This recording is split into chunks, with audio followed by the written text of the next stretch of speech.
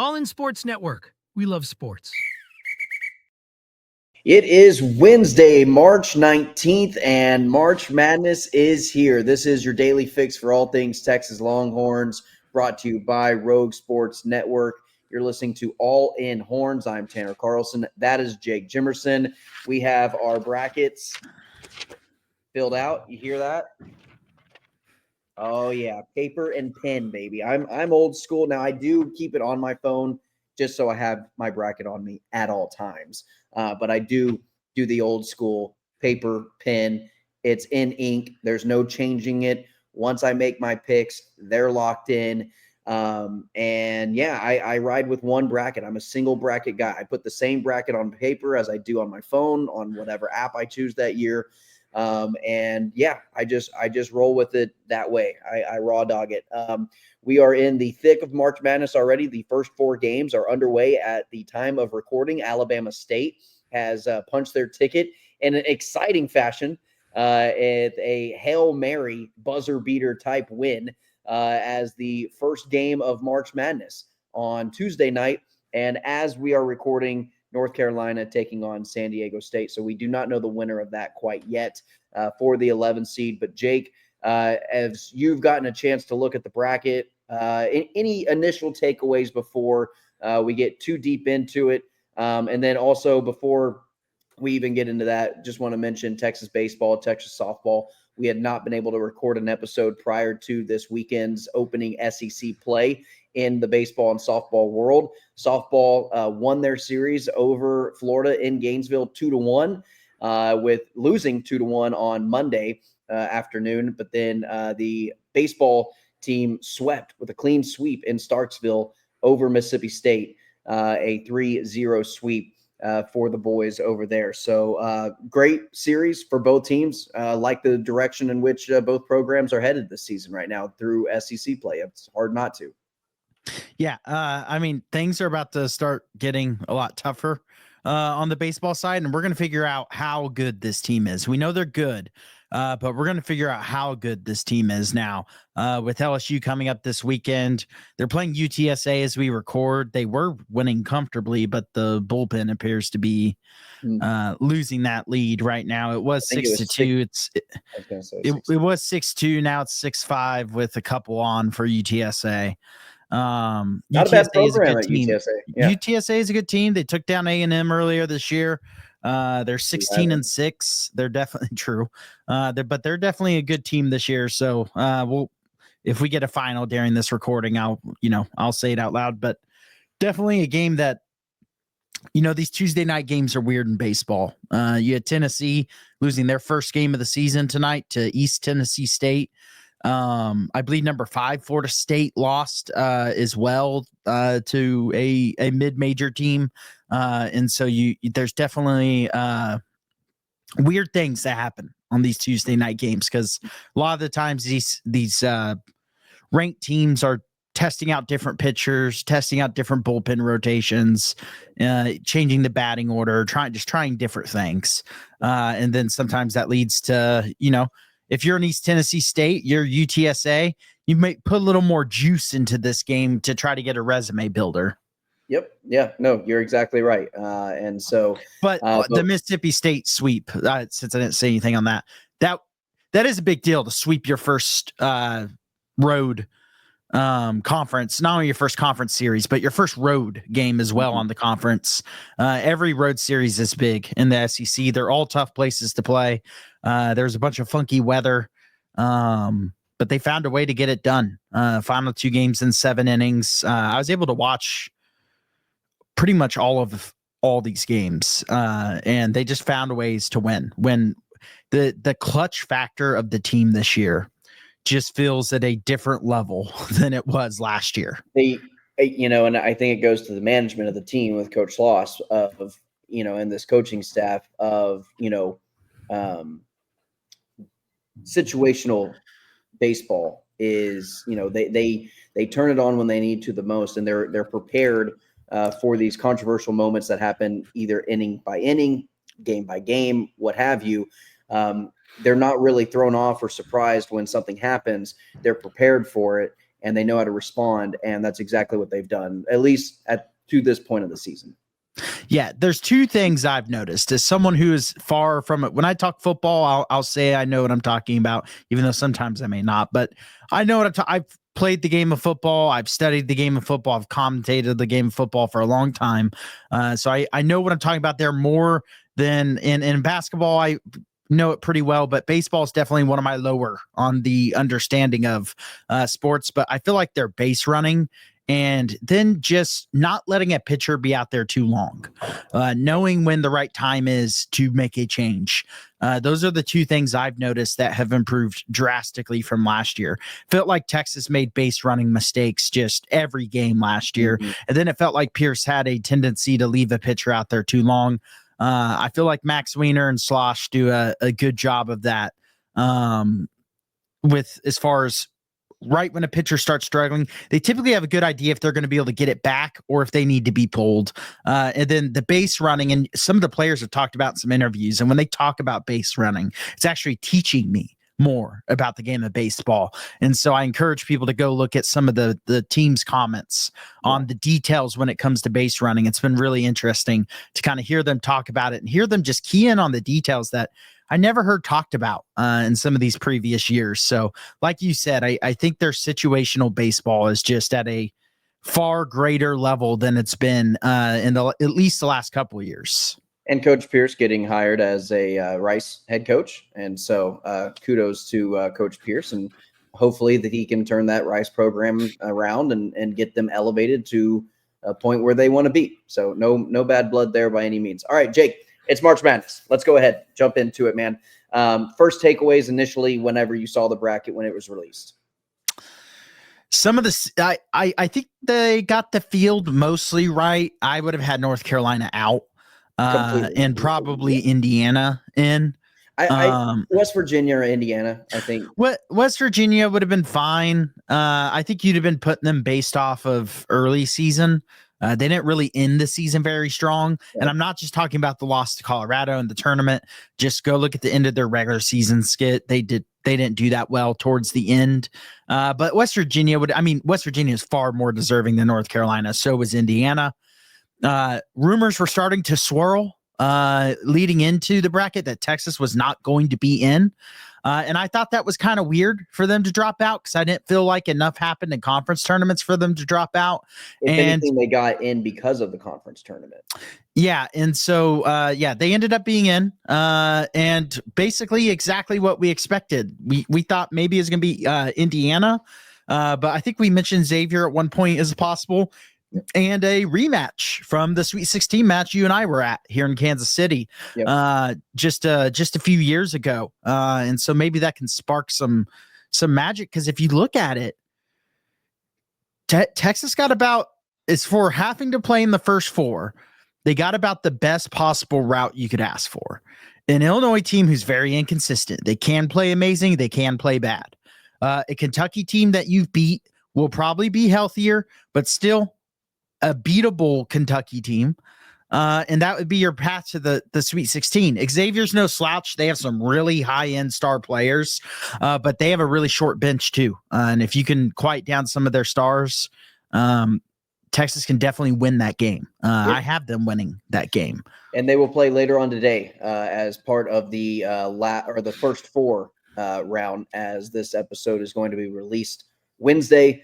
Texas will play Xavier tonight. And in terms of the first four, Jake, Alabama State, we mentioned at the top of the show, they punched their ticket in to take on Auburn in that round of 64 game. And then again, North Carolina and San Diego State currently playing. In terms, I'm not going to ever really have a great opinion or a synopsis on how the the two 16 seeds playing in the first four are going. But Jake, who do you have for Texas and Xavier before we actually dive into making our predictions and filling out our bracket here on air for everybody? Who do you have? It's tough because Texas just got done playing their best basketball. Even in the Tennessee game where it felt like they played pretty well for a lot of that game, it really felt like they were just out of gas. And we saw that happen to some other teams. That Big Ten championship, I know that's a little off topic, but that Big Ten championship game was one of the single worst games of basketball I've ever laid my eyes on. It was a I tough think watch. Wisconsin shot like 26% from the field, and Michigan was like 30. It was a tough watch, and I've heard fan bases from both sides of those teams say I almost feel like I would have rather them had lost in the semifinal round and just not even played in the finals. Yeah, but at the same time, when you look at it, you can just go, wow, both these teams suck. But also, if you look at it, that they're in the Big Ten championship, you can also just go, their legs are gone. And when your legs are gone, shooting typically isn't very good. Yeah. Texas actually shot the ball pretty well against Tennessee. They're on the defensive end, that their feet were just cement for a lot of that game. But all that to say, I think I'm going to take Texas to win this game. It does scare me that Xavier finished the season really strong. A lot of their losses came in the middle to the start of the season.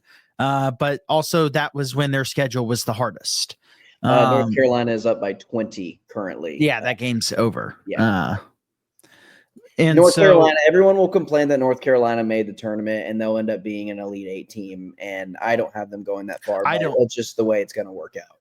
I think they'll lose early. I mean, that they're going to win this game. Everyone's going to be like, oh, North Carolina's going to go to Sweet 16 Elite Eight, and then they lose round one. And everyone goes, oh, see, this team was bad. We'll see. That's my opinion of it. But yeah, I mean, even Xavier's last loss, they only lost by 2 to Marquette in what was a crazy game. They did backdoor cover that with a half court shot. They were up by like 14, and then Marquette kind of turned it on. But I just think Texas is going to have the ability to keep up in scoring with this team. And I actually think Texas is ironically a little bit deeper than Xavier, especially assuming no one is too banged up from that SEC tournament. They should be ready to roll with, going about 10 deep, whereas Xavier's are really only going to go about 8 deep, and really only about 3 of those guys, like 3 of their guys are the majority of their scoring. Yeah. Well, Jake, I think Texas is going to come out and play with that same intensity that we saw them come out and play in that SEC tournament. And at least the caliber of play is going to be there, in my opinion, or that's at least what I'm expecting.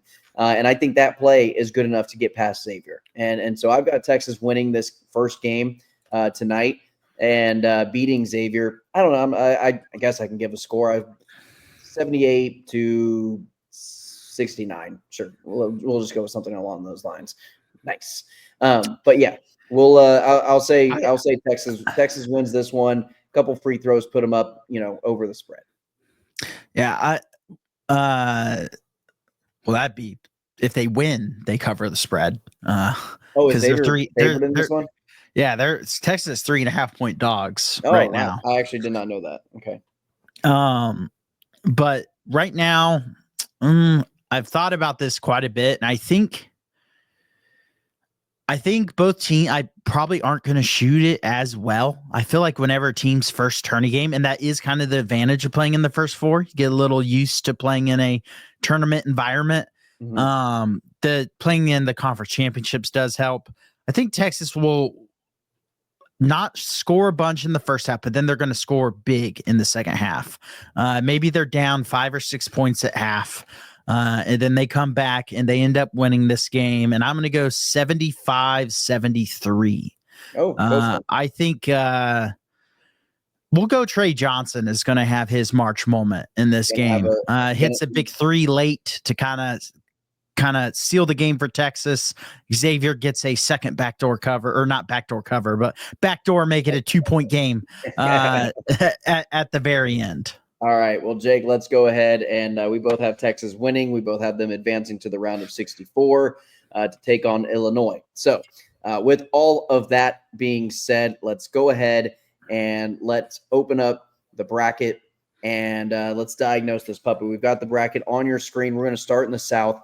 Here's how we're going to break this down. We are going to fill out our bracket. It's already filled out, but we're going to announce our games on air for everybody, and we're going to go round by round. So, Jake, I will start going in this first round. Then you will repeat first round of the South, and then we will go. You want to go through the South region entirely, and then get into the next regions? Okay, Yeah, and then I we'll think get go round by round and just to not be flipping through the slides. sure, yeah, Just and yeah. that makes sense. And then we'll finish with the Final Four championship there at the end. So I think we just saw Alabama State with a tremendous Hail Mary buzzer beater to beat St. Francis. I've got Alabama State losing against Auburn. Auburn, What? I think, is crazy. I know. I'll take. Actually, I think Louisville played really well in their conference tournament. Obviously, played in the final of the ACC tournament, and so I think they're going to carry that momentum. I like Creighton a lot. It has nothing to do against Creighton. I think Louisville. I think Also played in their tournament final. Very true, and I think that it's going to be a very it's going to be a very close game. 8-9s are always tough to predict. It's obviously a coin flip game, but I got Louisville beating Creighton. And here we go. Here's where we're going to have some fun. The Tritons' first year as a Division I program, Jake. I've got them beating Michigan. UC San Diego over Michigan. They've got a higher true shooting percentage than Michigan against a team with 2 7-footers. Michigan, they like to play close to the basket. I think if UC San Diego can make their threes and make their jumpers and force a lot of turnovers, where Michigan turns the ball over a lot, if they play a certain style of game, UC San Diego can win this game over Michigan. And they also give up a lower percentage of opponent efficiency scoring. UC San Diego does, however, their opponent maybe a little less serious than a Michigan's opponents throughout the season. But Michigan can definitely play defense. They've got one of the better defenses in the country. I think they're ranked number 14 or something along those lines. And so if Michigan defends UC San Diego and doesn't allow them their perimeter scoring, then it's going to be a problem for San Diego. And if San Diego can't force turnovers and Michigan's just having their way down low in the low block with the 2 7-footers, Michigan will run away with this game. However, the game plan is force turnovers, hit your jumpers, stay away from the paint. If you do that, San Diego is going to win over Michigan. I'm calling it right here to advance to the round of 32. Yale, Texas A&M. I really want Yale to win this game. And I was so close to picking them. And in fact, I think, Jake, you've got a little a scratch out on yours with what I saw on your but I do have Texas A&M winning this game. I think the physicality is going to be what's too much for Yale. And that was the only sole reason why I picked A&M, is because I think they're going to just beat Yale up physically. It looks like North Carolina is going to beat San Diego State unless we see one of the all-time great comebacks in March Madness history tonight. But I've got Ole Miss beating North Carolina, what I'm going to assume is going to be North Carolina. Ole Miss advances. Ole Miss has already got this identity of kind of those Chris Beard Texas Tech teams. They're gritty. They're grimy. They play solid defense. They're not necessarily, one of the best scoring, high, rated teams, but they're just a gritty, grimy team. And I think that bodes well for March Madness. Iowa State missing one of their best players, I believe, is Keyshawn, missing the last name, but he is possibly going to be available if they make the Sweet 16, but he looks like he will miss significant time for Iowa State. I do have them overcoming that hiccup, beating Lipscomb. Marquette, New Mexico. I really wanted to pick New Mexico, but I think Marquette, almost in every aspect of this game, should win. I think it's going to be, Marquette had a sloppy end of the season, going 5-7 of their last 12. Is Shaka going to Shaka, Jake? With them having 0 transfers, one of the only Division I team of the power conferences to have 0 transfers and playing with their full squad from last season, is chemistry and cohesiveness for Marquette going to overcome the sloppiness towards the end of the season? I think so. And then tourney player to watch, I'm going to call it right now, Cam Jones, really fun player for Marquette to watch. And then Michigan State over Bryant. So we're going to have fairly similar brackets, though I go pretty chalk on this part of the bracket. Obviously, Auburn over Alabama State. I do have Creighton taking Louisville, so a little difference there. A lot of people are falling in love with Louisville. I just am going to stick to my guns that the ACC is absolute garbage other than Duke. They did win their semifinal on kind of a fluky buzzer beater, kind of lucky shot in a way. So I took Creighton there.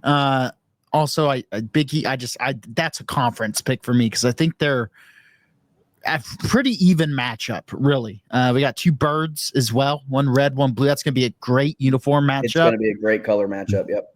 Also, two fan bases that travel well. Michigan, UC San Diego. San Diego is a very popular pick because of their record, because it's I believe their first time in March. Yeah, it's their first time. It's their first year in Division I basketball. So yeah, first time in March. And so the way that works with 5-12s is when the 12 is the really popular pick, they lose by 20. They lose. I don't think this game will be particularly competitive, to be honest. I think the size of Michigan, and not only at the centers, but throughout the lineup, is going to be a gigantic issue for San Diego. And other than Michigan just not hitting any shots, and which is possible, and San Diego just shooting extremely well, I have a very hard time envisioning very many different outcomes where San Diego wins this, but it is March. Anything's possible. Absolutely. The caveat to every single thing that we say this whole episode is it's March. Absolutely. 100%. A&M Yale. Yeah. So I do have a written bracket. It's at my office, so I can't pop the paper. But I wrote down Yale, and then I went, Jacob, you're doing a hater pick here. because Yale is going to, there is a scenario they win this game. It is Yale just goes bananas from 3-point land. That's it. That's their people are like, well, Yale's a really good rebounding team. I'm like, they don't play in the SEC. They don't play Texas A&M. A&M was probably arguably the best rebounding team in the entire country in a conference that was full of several of the best rebounding teams in the entire country.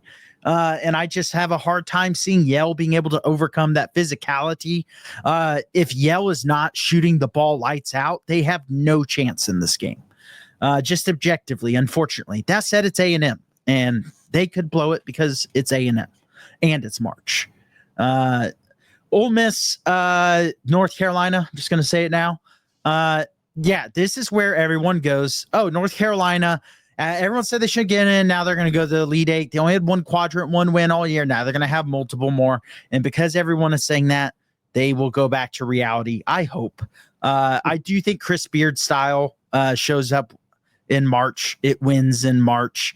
I think this Ole Miss team's going to be really fired up to be playing in the tournament. And I don't think they're going to go very far, but I do think they will win this first game. Big turnaround from a year ago. Yeah. Take selling your soul to the devil, but yes, if it gets it done. If it gets it done.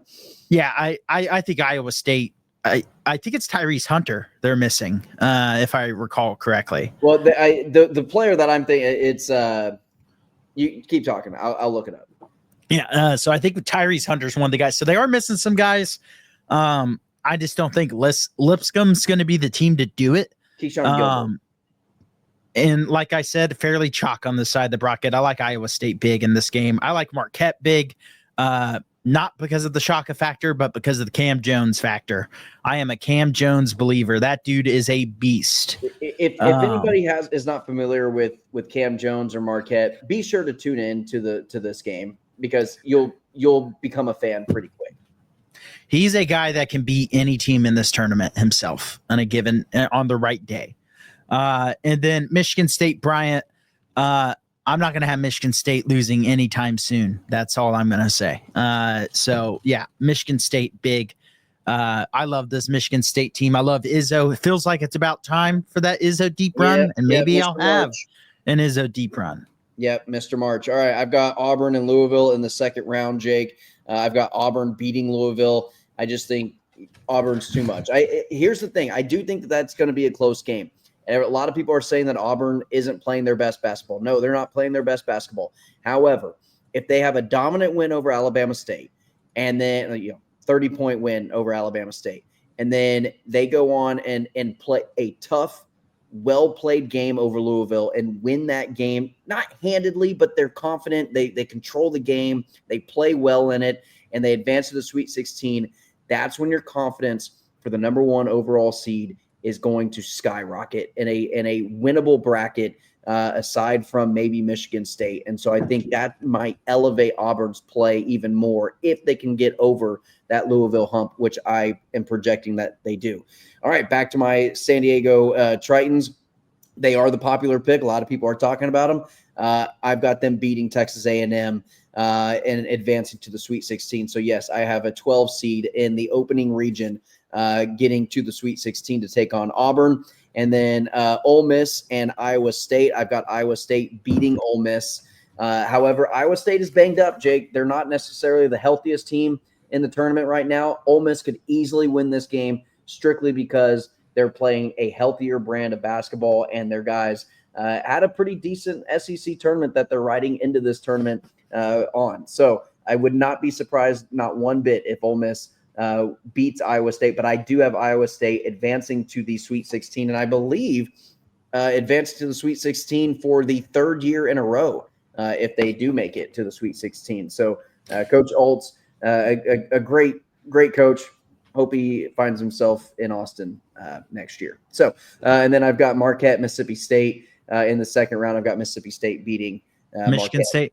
I'm sorry, Michigan State. I've got Michigan State beating Marquette in the second round, advancing to the Sweet 16. I kept things chalk. I'm going to keep things chalk. Almost have the 1 through 4 in. I have Auburn taking down Creighton. I think Auburn will probably win that game pretty handedly. I couldn't put A&M in the Sweet 16 because it just so rarely happens. So I took Michigan to win that.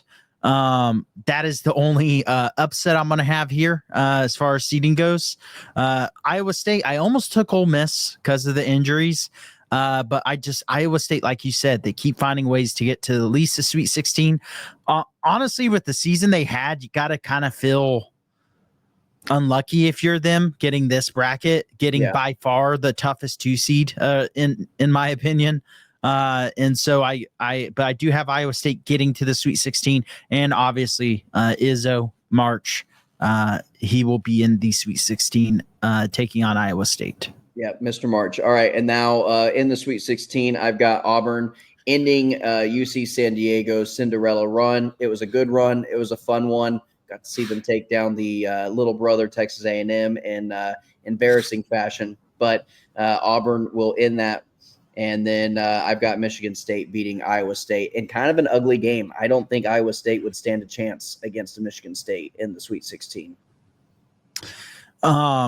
Do you want to go ahead and just pick your to the Final Four since now there's less games? Yeah. Then I've got Auburn. I've got 1-2, Auburn taking on Michigan State. I've got Michigan State beating Auburn. And I think Mr. Tom Izzo, Mr. March, is going to find himself in the Final Four yet again.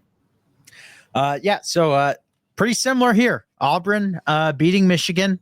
I think Auburn, honestly, I think their second round game could end up being their toughest game until the Elite Eight. Or at least tougher than the Sweet 16 game. I think either of Michigan or A&M, even though they did, just lose to A&M at A&M on A&M senior night. It's going to go very different on a neutral venue if that was the matchup, but it won't be the matchup. It'll be Michigan, and Auburn will win that. And then I think Michigan State will take care of Iowa State. Iowa State, I do think they'll be competitive, but then 11 minutes to go in the second half, they go on a run. And then kind of put the game away. And then give me Izzo, Final Four. It's time for another Izzo run. He likes this team. I think losing where they did in the Big Ten tournament was kind of perfect for them, to be honest. And give me Michigan State to the Final Four. All right. And Jake, before we move on, here's how I feel about March Madness is if you get a year with a lot of upsets where you get an FAU advancing to the Final Four, if you get, a San Diego State advancing to the Final Four, if you get, some of these underdog stories advancing deep into the Final Four one year, the following year feels like it's more chalk. I don't know. And I think this year as well is that your top 15 to 20 teams, in my opinion, Jake, are the cream of the crop. They've been there kind of all year long. They've just rotated different spots, and they're just those teams this year. I don't think you're going to get you're going to get upsets. Every year we get upsets. It's going to happen, but it's going to happen within the first 2 rounds. I don't think it's going to advance past the Sweet 16. Yeah, I think we'll have a surprise Sweet 16 or 2, but I don't think it'll be more than that. And we're not going to have any crazy runs.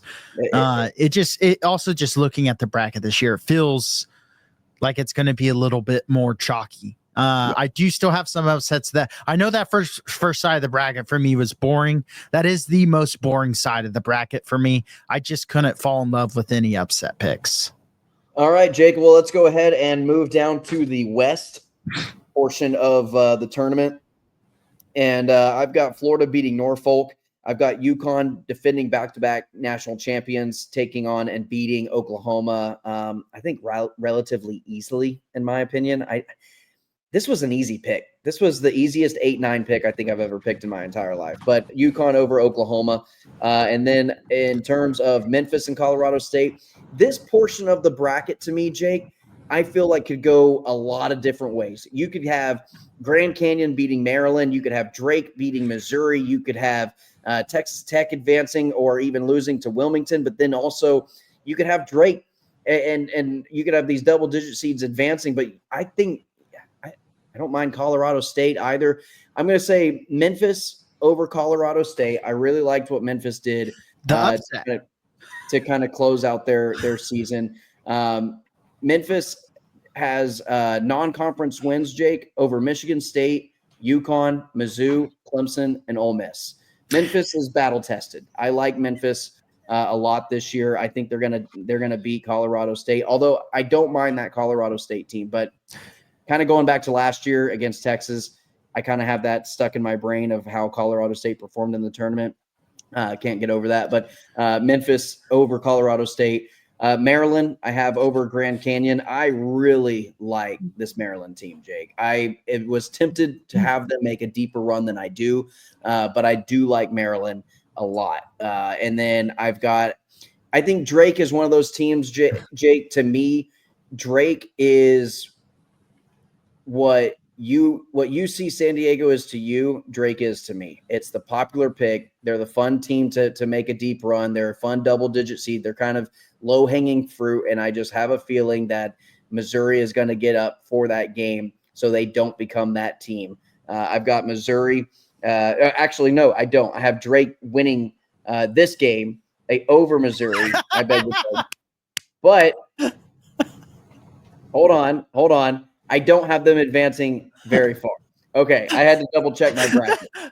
This is the popular pick, and it just doesn't end well. Wait, I have them winning. I have them winning. Yeah. Which, hey, I texted you today. I said I've got my bracket filled out. Do I love it? Absolutely not. Not even a little bit. If you ever love your bracket, you're delusional. You're delusional. Yeah, 100%. So I do have Texas Tech beating UNC Wilmington. I've got Arkansas beating a very sketchy Kansas team. I could see Kansas just having the talent that they have, preseason number 1 overall, just being like, we're going to actually play that way now. I had a very tough time picking Kansas, Arkansas, believe it or not, but I do have Arkansas beating Kansas, and then I've got St. John's beating Omaha. So I do have some upsets in this bracket, and I almost picked some more. I do think this is a bracket that could get crazy. It's got potential for it. A lot of it. I think Florida will handle Norfolk State. Florida's one of the hottest teams in the country heading into the tournament. You said this was your easiest 8-9 to pick. This might be the easiest as far as what my bets are going to be. My largest bet of the first round will be UConn, Oklahoma. I don't know what Oklahoma's doing at a 9 seed, to be honest.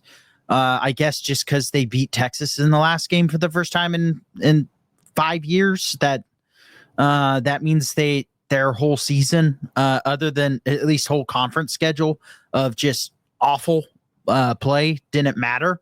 I'll take UConn big in that.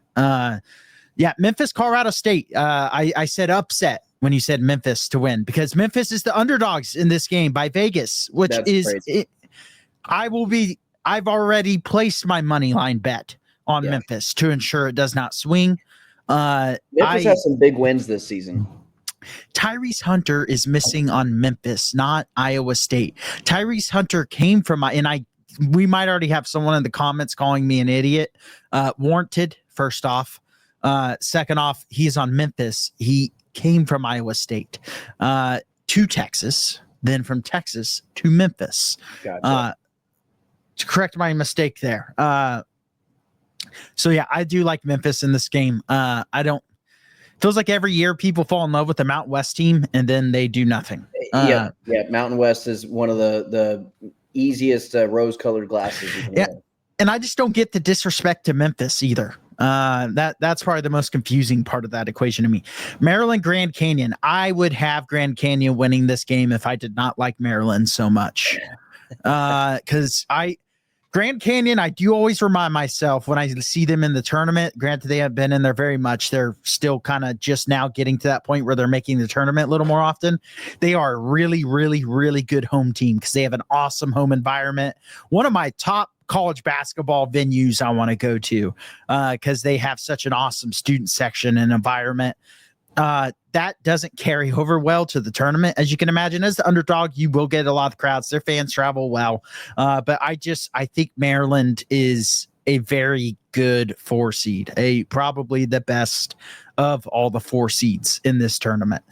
So I did take Maryland in this game. I do think it'll be closer than expected. I need to look at the line. I very well might bet Grand Canyon to cover. Missouri, Drake. I have Drake. I know that it's probably just going to be Missouri because everyone's fallen in love with the Drake pick. Mm-hmm. I have said Drake is a really good team all season long. I am trusting the instinct that I had all season long to carry over into the tournament. So I will take Drake to win this game. Texas Tech over UNC Wilmington. I think that'll be one of those just ugly blowout type games. And then I do have Arkansas over Kansas. I think Kansas stinks. I don't think they should be even a 7. Honestly, when KU's this bad, they shouldn't be in the tournament. I'll say it. Yeah, I say that about Michigan State. I say that about Kansas. I say that about North Carolina. If you got a blue blood that's that bad, they just don't even need to make the tournament. Period. This section of the bracket, though, this 7-10, 2-15, elite coaches.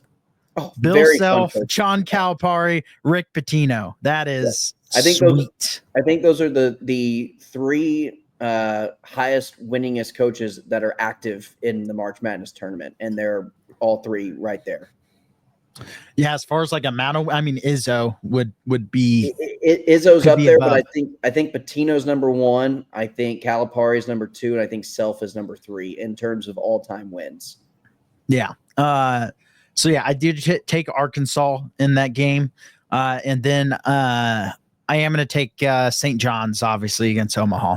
I love St. John's.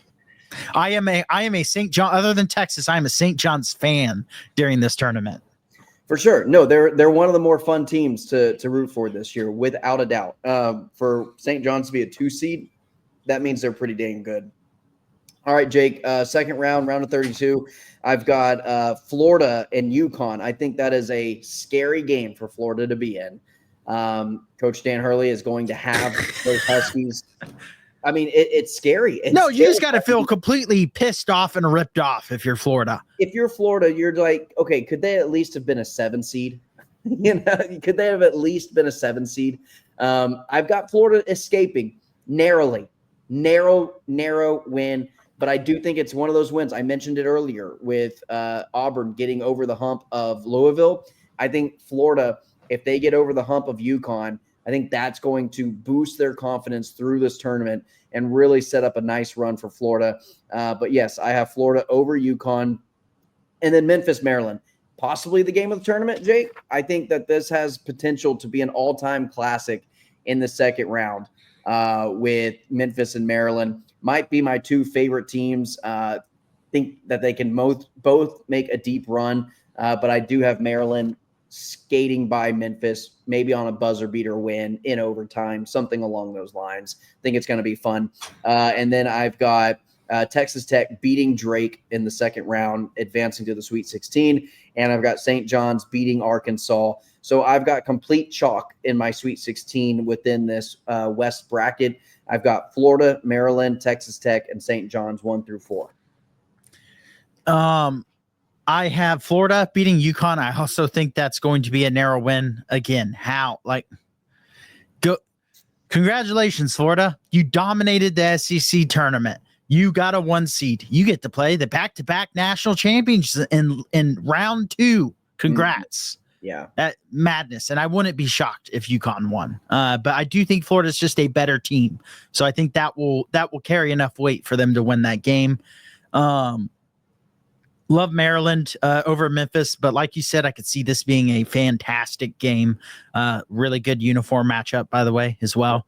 That's going to be a fun one to watch. And then I have Drake taking down Texas Tech and heading to the Sweet 16 as my first double-digit seed to make the Sweet 16 so far. And then I have St. John's handling Arkansas. Handling Drake. Drake's Cinderella run comes badly crashing down in that game to St. John's because I think you already picked. Did you already pick your Sweet 16? No, I announced Sweet 16. Okay, Florida, Maryland, Tech, and St. John's. Okay, well, I'll pick I have Florida beating Maryland, Okay. and then I have I'll go to the Final Four. Why not? St. John's. Give me Rick Pitino to the Final Four to take on Tom Izzo in what will be a must-watch. That game will get crazy ratings, and I can't wait for it. Players are not the stars of March Madness. Players are not the stars of college basketball. Coaches are the stars of college basketball. And Rick Pitino and Tom Izzo in the Final Four, give me all the money. I'll take all the money. I want to be there. I want to see it. Jake, I've got Florida beating Maryland. My Cinderella Terps. I can't call them Cinderella. They're a 4 seed. But the Terps, their season ends in the Sweet 16 to Florida. And then I've got Texas Tech knocking down St. John's. I like St. John's, and I really want them to do well. I will be rooting for them if this hypothetical game comes to pass in the Sweet 16 against Tech. I will be rooting hard for St. John's, but I've got Texas Tech taking on Florida in the Elite Eight, and I've got Florida. And I think my main decision on that was just to get away from the chalk, to be 100% honest with you. But then I've got Florida beating Texas Tech, taking on Michigan State in the Final Four. Florida, Michigan State, Final Four. That side of the bracket is completed, and we move to the East. I call going first on this side. You went first on the last side. And I'm excited about this side. I have some upsets. I think there's going to be some fun on this side of the bracket before it goes chalk. I think a lot of this is going to end in chalk, just for this tournament in general. I like Duke, obviously, in round 1. I like Baylor over Mississippi State. I'm just not a big believer in this Mississippi State for whatever reason that is. Maybe because I didn't watch them enough. Maybe because a couple times I watched them, they lost, and I just wasn't impressed by them. Then you got to pick a 12-5 somewhere, right? Even though that's statistically not true over the last 10 years. But I don't care. You got to pick one somewhere. It's a tradition unlike any other. Give me the Flames, the Liberty Flames over Oregon. In a big upset to take down the 5 seed. I think on my paper bracket, I have a scribble now. It changed since I sent you. I picked Akron because I was just like, there's going to be a double digit matchup somewhere. Yeah. And then I watched some Akron game. Watching some of their games and watching some of their highlights made me fall out of love with that pick. And so I do have Arizona winning. A lot of people are BYU believers. I don't think they're going to have to worry about playing on a Sunday or anything like that because they're going to lose to VCU in round 1. Nice. And then Wisconsin, who I really like in this tournament. I do too. Almost had them going further than I do. Jake, I kind of wish, honestly, right now, I wish I had them going further than I do. Jake, how do you feel about the Big Ten as a whole this year? Top heavy. Thought so. Yeah. I mean, you can tell by my Oregon pick. And it's not even the top teams, though, in my opinion, it's just like kind of randomly, like you got some really good. I think for me, it's Michigan State, Wisconsin, and Maryland are the teams I really like out of the Big Ten. And then everybody else, I'm just kind of like, meh. I do like Michigan, partly because of the coach. They just won the Big Ten championship game. Oregon, I know you've got them obviously losing in the first round, but I mean, they had a weird season of a lot of wins to start the year, a lot of losses in the middle of the year, a lot of wins to end the year. Yeah. I mean, schedule played into that. I do think the bottom half of the Big Ten wasn't that great. But yeah, the Big Ten's a weird conference to kind of break down this year. Strange year. They have a lot of teams who have really high ceilings but really low floors. Mm-hmm. Illinois is the perfect example of that. Wisconsin is a little bit of example of that to a point. I think the SEC has a bit of that. Yeah, I mean, every conference has it. I think the Big Ten is the master of it. Mm-hmm. I mean, just other than the couple of top of the top teams, even Maryland can lay some stinkers. But I do have some Big Ten teams going deep for sure. So I mean, I don't think it's a bad conference. I like Vanderbilt over St. Mary's. This one, for some reason, was just really easy for me to pick. I just don't like this St. Mary's team. I watched a couple of their games. I don't like watching them play. I just don't like them.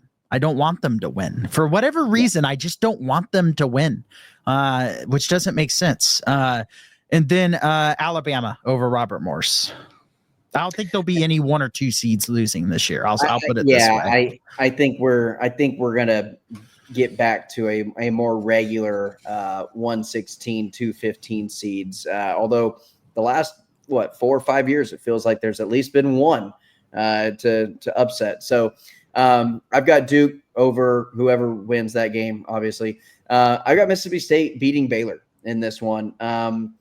To me, it's just going to be battle tested. I thought the Big 12 was maybe the third best basketball conference this year, and I think Mississippi State fared well in the SEC this year, deserving of a higher seed than Baylor. I think they should come out and beat Baylor. I've got Oregon beating Liberty, and I've got Arizona State, just Arizona beating Akron. For BYU and VCU, Jake, I'm interested because BYU has won 9 of their last 10, losing their only loss of their last 10 was in the Big 12 championship against Houston, which Houston was obviously the winner of. But beat Iowa State twice, beat West Virginia. Some say they were snubbed twice in their last 10 games. Beat Arizona, and then Arizona State or BYU beat Arizona and KU all within their last 10 games. I think just right now, I can't just be like, oh, VCU's been a previous tournament team. They look good going down a bracket because they've done it before multiple times, not just once, but multiple times VCU's made those runs. But I'm a little bit on the edge, maybe on the fence of being a BYU believer. But I will say BYU over VCU for now. And then Wisconsin over Montana. I actually have St. Mary's over Vanderbilt. I feel like Vanderbilt's going to be one of those teams that's like, you know what? We're just happy we made the tournament. We had a great year. There's nothing, we had a good turnaround. We won 9 games last year. We're a 10 seed. Shoot, we're okay with where we're at. And then having that mindset will lose you a game in the first round. And so I've got St. Mary's beating Vanderbilt and then Bama beating Robert Morris. Yeah, I get that St. Mary's take. I don't know why. I just don't like them. That's all. That's my full comment on the situation. I don't like watching them play.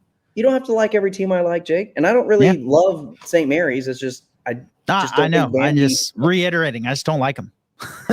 I think Duke. I don't think Duke's going to have a close game until the Elite Eight. I'll just say that now.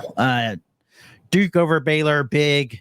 I don't think Liberty makes I think a lot of the upsets in the first round are going to end in heartbreak in the second round for the most part. Liberty, I do not think will take down Arizona. I don't think VCU takes down Wisconsin. I think Wisconsin wins that game fairly easily. And if you want to call, I do have three double-digit seeds advancing out of the first round in this bracket. Like I said, I get a lot less chalky on this side. The next side is my most crazy one. Well, I think that Midwest region is set up to be pretty crazy, to be honest with you. And Jake, like I said, I think early double-digit seeds. I think first 2 rounds, that's where they're going to make their bread. I think Sweet 16 and on, and even Elite 8. I don't think we're going to see very low seeds advancing past the Sweet 16 this year. Yeah. So my Sweet 16 from here, Duke 1, 2, 3. I have a little bit of craziness in the first round. Then I got 1, 2, 3, 4. In the Sweet 16. All right, Jake. For me, I've got Duke beating Mississippi State in that second round. I think Oregon-Arizona is going to be a really fun game if that happens. If we can get an Oregon-Arizona, old Pac-12 rivalry, kind of renewed that one. But I've got Oregon beating Arizona. Arizona, they had a bad end of the season. And I just don't think that they're going to necessarily have enough in the tank after kind of having a rough close to the regular season in February. Bad start and a bad end. Yeah. Good middle. Good middle. And so I think Oregon, the complete opposite. A lot of times, Jake, whenever I'm picking these picks, there's no exact science. There's no algorithm that I play. I look at these team schedules and I say, who's playing the best right now and who's not playing their best basketball? And that's typically the team that I pick more times than not, is who do I just get a better vibe of? They're playing a better brand of basketball at this exact moment in time. But yeah, I've got Oregon over Arizona to meet up with Duke in the Sweet 16. And then I've got Wisconsin beating BYU. I could see BYU beating Wisconsin, but I like you said, Jake, I like the feel of this Wisconsin team a lot. And so I'm taking Wisconsin to beat BYU. I think in a close one. I think in a nail biter, scary one.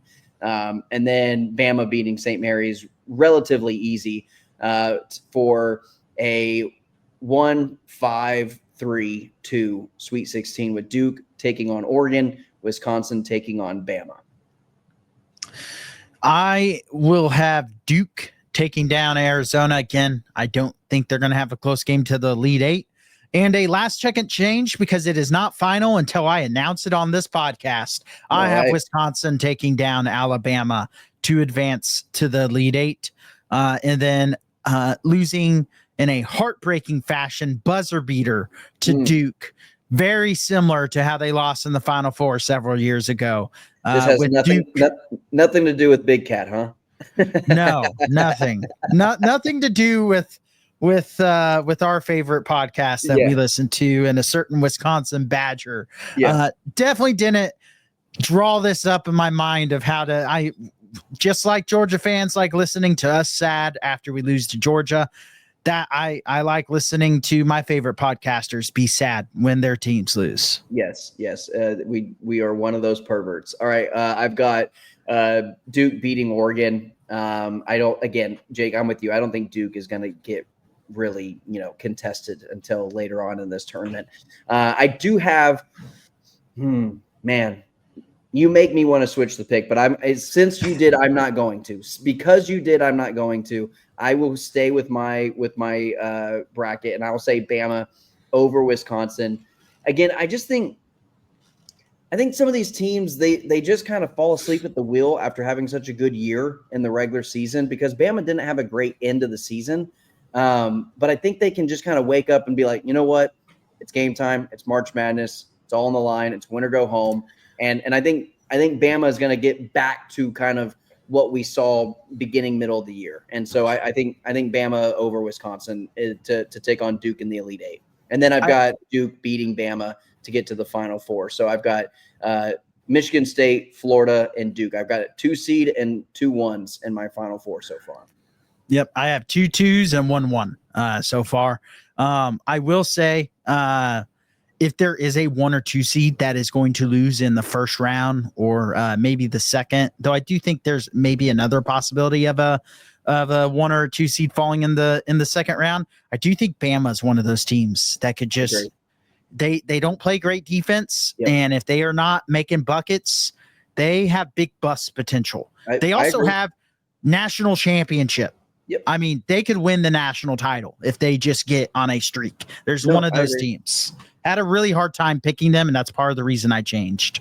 100% agree with you, Jake. All right, you've got first on this side. So here we go. This is a fun one. This is the funnest bracket. This is the bracket of madness over here on this side.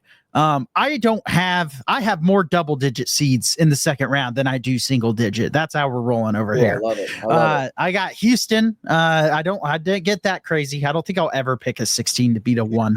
I will never predict it, but I do love it when it happens. Oh, I love it when it happens, but I'm never going to predict it.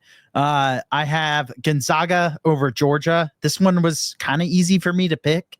I'm just not I think some of these bottom of the SEC teams are going to kind of lose in the first round. Mississippi State, I have losing, Georgia losing. I do have Vanderbilt winning, but I could see them losing.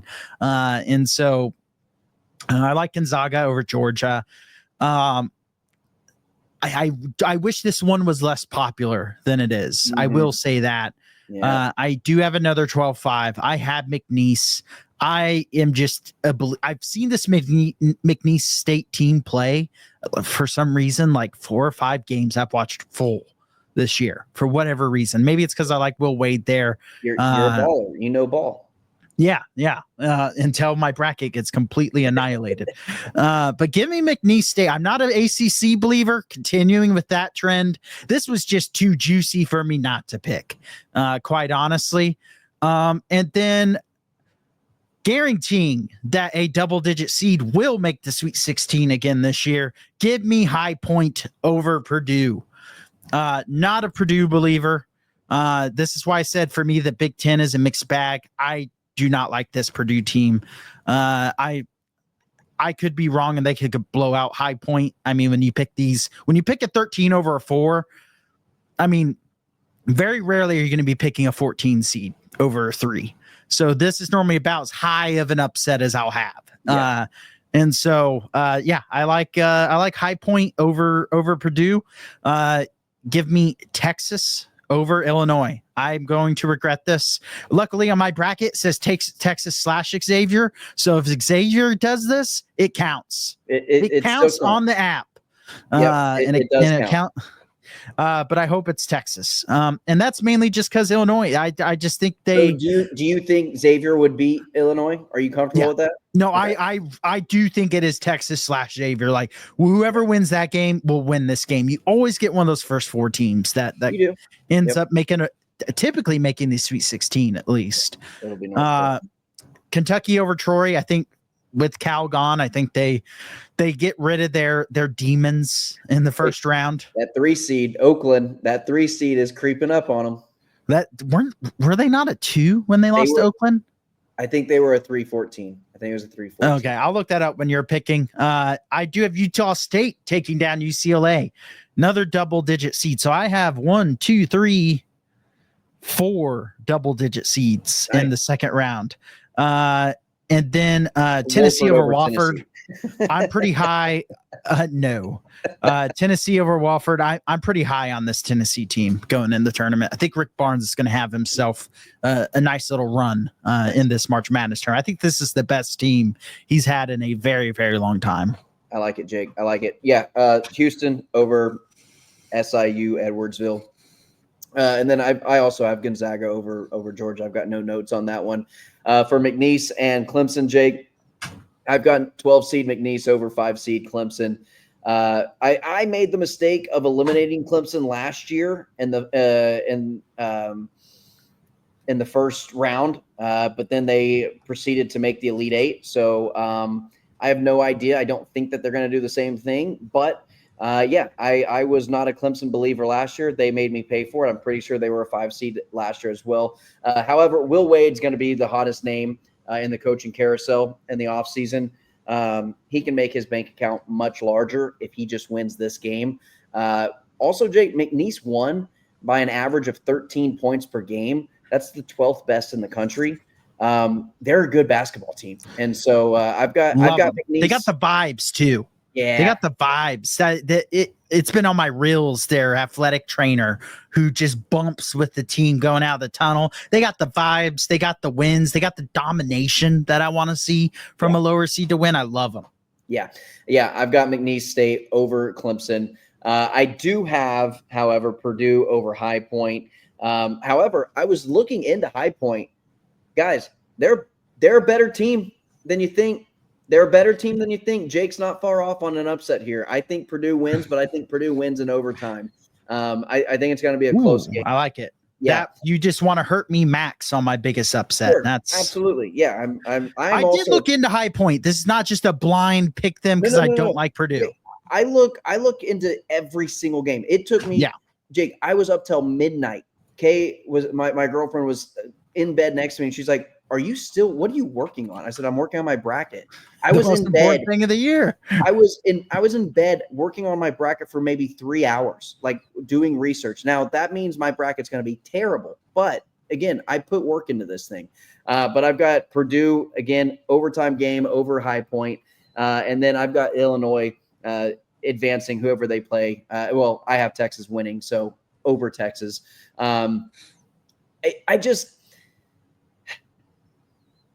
I just think Texas is going to have one of those games where it's just like, come on, man. Like, we're back to this style of play.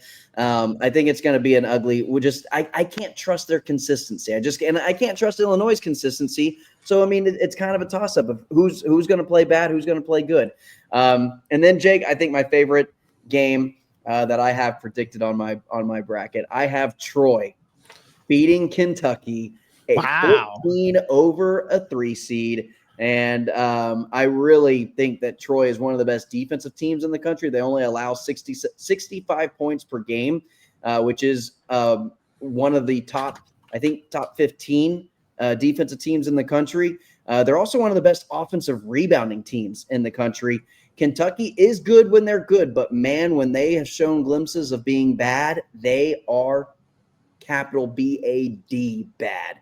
I don't like this Kentucky team when they're not playing their best game. Which Kentucky shows up? If it's their good Kentucky, they win this game easily. If it's bad Kentucky, Troy's defense can prevent them from scoring buckets, and they can get second chance points on the offensive glass. I like what Troy brings to the table here. I'm going to take Troy in the biggest upset of the tournament, a 14 over a 3 seed, and that is the biggest or largest seed that I have winning in my entire bracket. And then I've got UCLA beating Utah State, and I've got Tennessee beating Tennessee beating Wofford. Wow, that's interesting. So if Tennessee beats Tennessee, they might lose to Wofford. They very well might. If they beat themselves, they will lose to Wofford. My bracket would be effed. Also, by the way, I know we're an hour into this thing, but Stars just won in overtime. So yes, yeah, I had it on the other monitor. If you see my neck crick like this, it's because I have it on behind. Yeah, when you see me looking over here, I got UTSA Texas on split screen with the Stars on the monitor, and I'm also flipping my bracket as needed. UTSA is winning now 7-6. Wow. Really bad 6th and 7th inning for Texas. Houston over Gonzaga. I will say I flirted with this. I flirted with the idea of Gonzaga over Houston, but this Houston team is really good. I watched quite a few of their games this year. They're a team that could go all the way, but that's also that's a tough second round draw when you get a Gonzaga. I feel like some of the 8-9s, Mississippi State Baylor is the most 8-9 game in this bracket, because the other 8-9s to me are teams that all can be much better than an 8-9 seed, especially Gonzaga, UConn, and Louisville and Creighton. That's the other kind of upset alert round for me for one of the 1s and 2 seeds, but I do have Houston winning. Give me McNeese State. We're riding this Cowboy all the way to the Sweet 16 over High Point. Going to the Sweet 16 to take on Houston.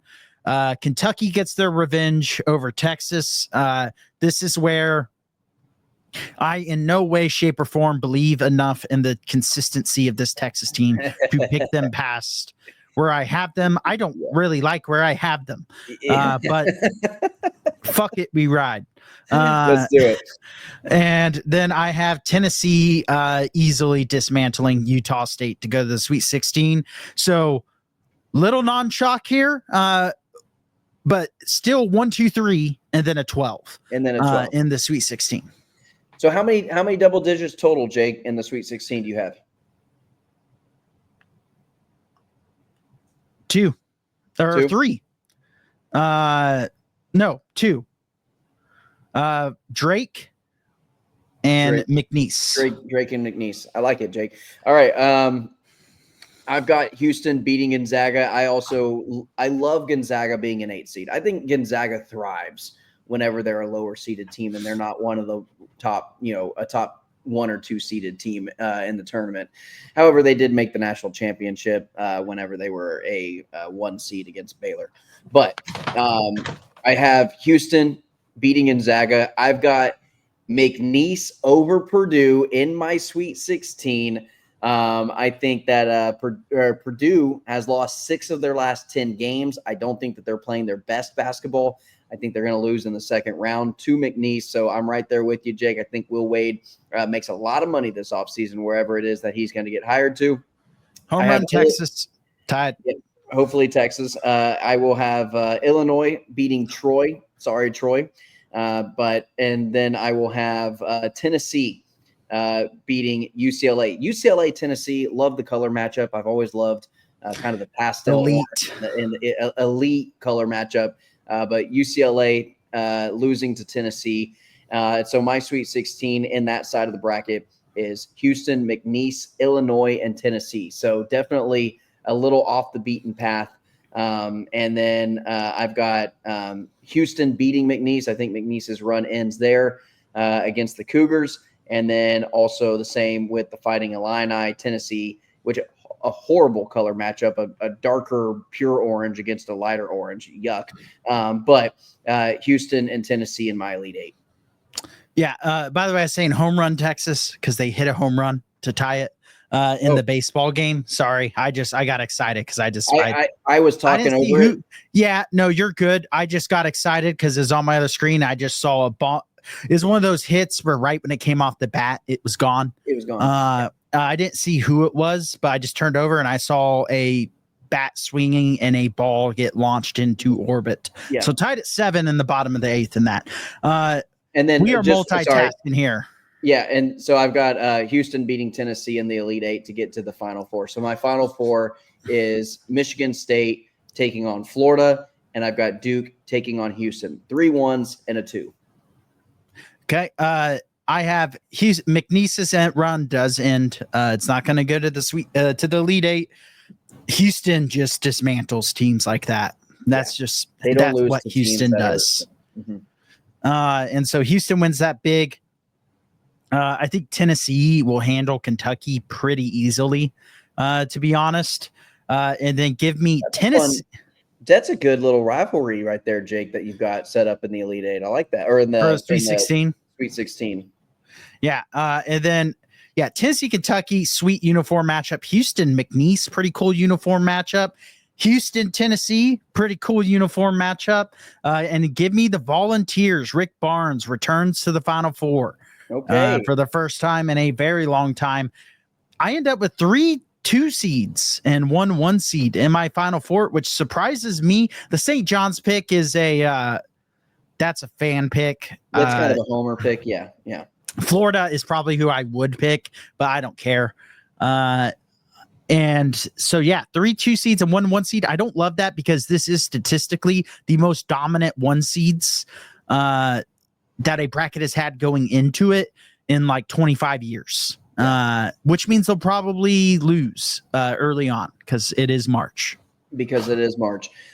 Jake, for Michigan State and Florida, I've got Florida winning that game, and then I've got Duke beating Houston in the national championship. I've got Florida and Duke, and I've got Florida winning 87-86 as my national champions, the Florida Gators. I said it in the middle of the season after the Texas-Florida game. I said, I really like this Florida team a lot. I said it on the podcast. I've stayed consistent with the Florida pick. And here's the opportunity for them to prove me right. I'm an official ball knower, 87-86. I think that it's going to be an all-time classic national championship game going back and forth. I do think Cooper Flagg is going to end up playing for Duke at some point in this tournament, and it's going to be a fully healthy Duke team that Florida beats. I do have my St. John's run. I don't know if you want to call it Cinderella. They're 2 seed, but losing to Tom Izzo. Tom Izzo is inevitable. And he gets to a national championship for the first time in some time.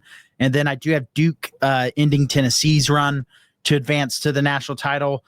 Almost wish Coach K was there, just so it's Izzo, Coach K final. That'd be some legendary stuff at this point. And then I have Michigan State and Tom Izzo winning a national title, 75-72. And it will be a all-time national championship game, close from opening tip all the way to the very end. And Michigan State wins by they get a 3-pointer with about 4 seconds left to win the game, 75-72 in regulation. Love it. Love it. All right, Jake. Well, there we have it, everybody. Jump on board with us. We do have a bracket on the March Madness app. I believe it's just the NCAA March Madness app. You can look up All In Horns. Password is All In Horns, A capitalized, I capitalized, Horns, H capitalized, all one word, All In Horns. Join our group. Put your bracket in, interact with us. Let us know what you think of our bracket. Let us see your bracket. And let's have some fun. It's March, baby. And we're well over an hour. I'm exhausted. I'm ready to go to bed, but it's March and it's going to be a lot of late nights. Oh, some housekeeping duties. Jake, we are going to have immediate reactions Thursday, Friday, Saturday, Sunday, following the games. Every single day, we will get on this podcast and we will announce our reactions to the tournament in real time after each and every day. After that, maybe halfway through those final games, maybe we jump on and try to get maybe Saturday, Sunday we can pull it off at the very, very end. Thursday, Friday Thursday especially will be tough. I think Friday maybe. Yeah. But Thursday being a work night would be tough. If you lose sleep for March Madness, did you really lose sleep? True. But anyway, so just wanted to let everybody know that we will be releasing these episodes as soon as we possibly can on Thursday, Friday, Saturday, following the days and following the games, especially round 1 and round 2. We'll look at what we want to do, Sweet 16, Elite 8, and what that kind of looks like with our schedule coming up. But anyway, with all that being said, for Jake Jimerson, I'm Tanner Carlson. You've been listening to your daily fix of all things Texas Longhorns right here on All In Horns. And as always, ladies and gentlemen, welcome. All In Sports Network. We love sports.